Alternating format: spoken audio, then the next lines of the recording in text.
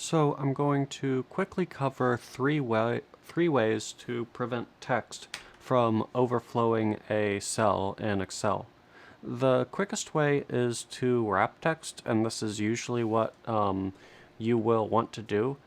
In the Home tab on the banner, you can go to the Wrap Text button here that's right above the Margin Center and click it, and this just expands the cell and puts anything that overflowed onto a second line.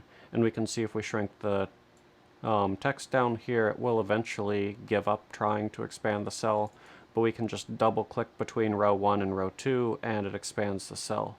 If we expand this back out, it'll drag it back down to 2 lines, and then we can just shrink the cell down again.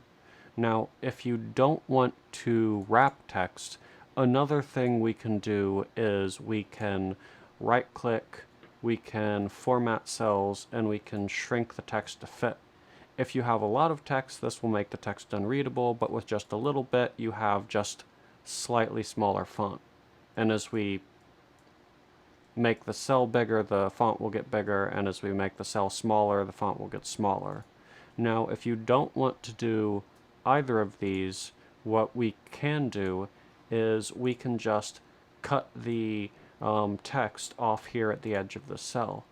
And if you don't have text in the cell next to it, how you do this is you go to the Format Cells menu, you go to the Alignment tab, you click on this drop down under Horizontal and change it to Fill.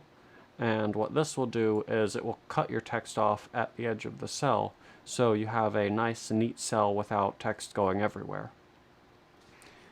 So that's everything we're going to cover today, and thank you for watching.